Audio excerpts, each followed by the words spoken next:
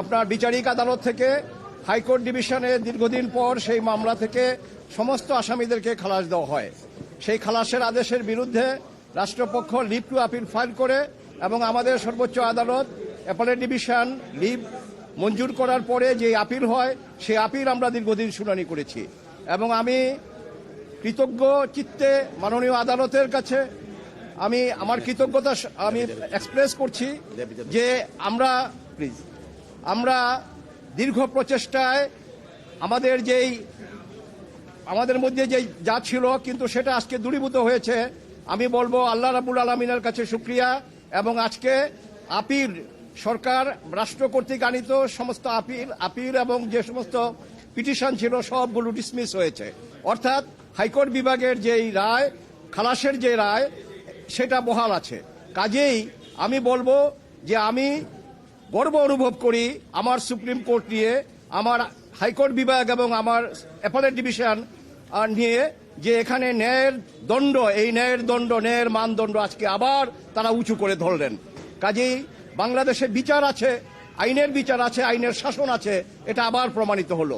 আর এই মামলা সঠিকভাবে তদন্ত করে নাই বলে হাইকোর্ট বিভাগ যে অবজারভেশন দিয়েছিল নতুন করে আবার পুনঃতদন্তের, সেটা আজকে আমরা শর্ট অর্ডারে মাননীয় প্রধান বিচারপতি মহোদয় যেটা পরে শোনালেন, আমরা যেটুকু অনুধাবন করতে পেরেছি যে এটা রাষ্ট্রের কাজ, এটা বিচার বিভাগের কাজ না, ঠিকই, কারণ এটুকু এক্সপান্স করা হয়েছে।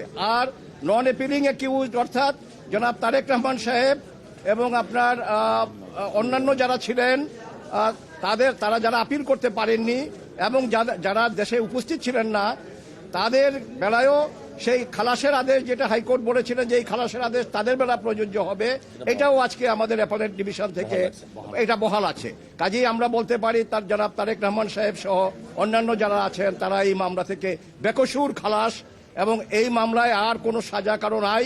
আমরা আবারও আল্লাহ রাব্বুল আলামিনের কাছে কৃতজ্ঞতা প্রকাশ করছি, শুকরগুজার করছি এবং আদালতের প্রতি আমরা কৃতজ্ঞ চিত্তে আদালতের এই রায়কে আমরা স্মরণ করছি।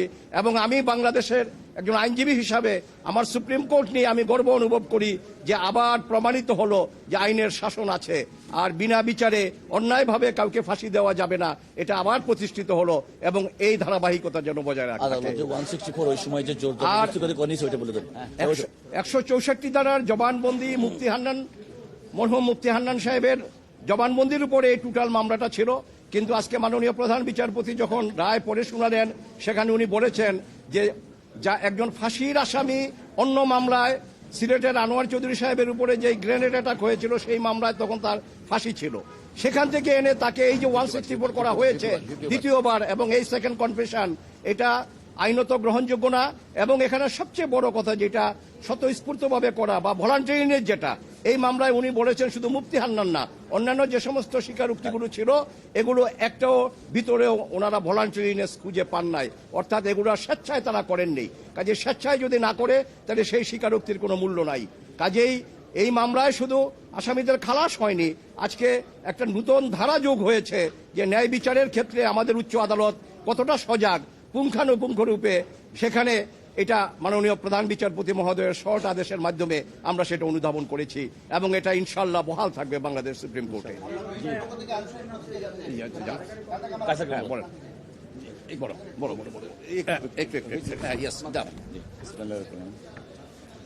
আমরা মহান আল্লাহ রাব্বুল আলামিনের কাছে শুকরিয়া আদায় করছি, সেই সাথে মহামান্য সুপ্রিম কোর্টের পূর্ণাঙ্গ বেঞ্চ আজকে যা রায় দিয়েছেন সেই রায়ে প্রমাণিত হয়েছে জনাব তারেক রহমান সাহেব বিএনপির ভারপ্রাপ্ত চেয়ারম্যান, তিনি ন্যায় বিচার পেয়েছেন।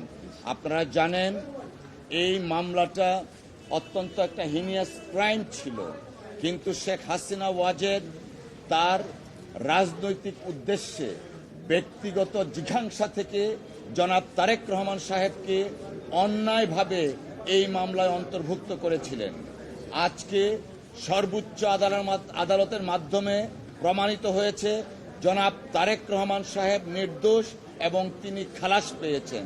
পাশাপাশি এইটাও এস্টাবলিশড হয়েছে শেখ হাসিনা ওয়াজেদ প্রকৃত অর্থে আইবি রহমান সহ যারা আনফরচুনেটলি মৃত্যুবরণ করেছেন তাদের বিচার শেখ হাসিনা চায়নি। যদি শেখ হাসিনা প্রকৃত অপরাধীদের বিচার চাইতেন, আইবি রহমানের বিচার চাইতেন, তাহলে হয়তো রাজনৈতিক জিঘাংসার বশবর্তী হয়ে জনাব তারেক রহমান সাহেবকে এই মামলায় অন্তর্ভুক্ত করতেন না। আমরা মহান আল্লাহর দরবারে আবারও শুকরিয়া আদায় করছি, জনাব তারেক রহমান সাহেব ন্যায় বিচার পেয়েছেন। আমরা বিএনপির পক্ষ থেকে আল্লাহর দরবারে শুকরিয়া আদায় করছি। সকলকে ধন্যবাদ।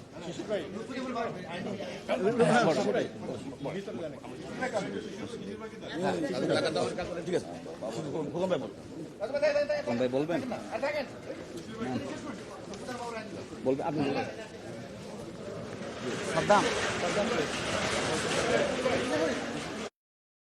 সরকার ন্যায় বিচার চাইলেন না, তারা এই মামলাটাকে অজুহাত করে রাজনীতিকরণ করলো এবং তারেক রহমান সাহেবকে রাজনৈতিকভাবে এটাকে ইমপ্লিকেট করা হয়েছে সেকেন্ড চার্জশিটে, যেটা আনপ্রেসিডেন্টাল।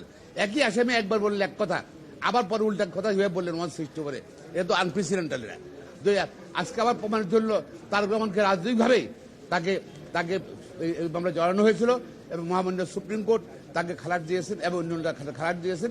এবং আমরা কষ্ট আমাদের আপনাদের যেরকম লাগে আমাদের খারাপ লাগে যে ওনারা যারা সে মনবন্দির ঘটনা 21 আগস্ট ঘটনার বিচারটা হলো না এবং সেটা সরকারের জন্য, আওয়ামী লীগ সরকারের জন্য হলো না। তারা এটাকে রাজনীতিকরণ করেছে। রাজনীতিকরণ না করতো প্রকৃত বিচার হতো। আপনি তখন না আর কোনো মামলা তো আমি জানি না। জনাব তারেক রহমানের বিরুদ্ধে বিএনপি পার্বতী চেয়ারপারসন তারেকের বিরুদ্ধে আর কোনো মামলা সুপার আইন কোন মামলা নাই। আর যেটা হলো যে সত্যের জয় হলো এবং তারা যে আদালতকে রাজনীতিকরণ করা হয়েছিল, করতে চেষ্টা করেছিল, রাজনীতি বিচার করেছিল, সেটা কিন্তু আবার সত্য প্রমাণিত হলো। ধন্যবাদ।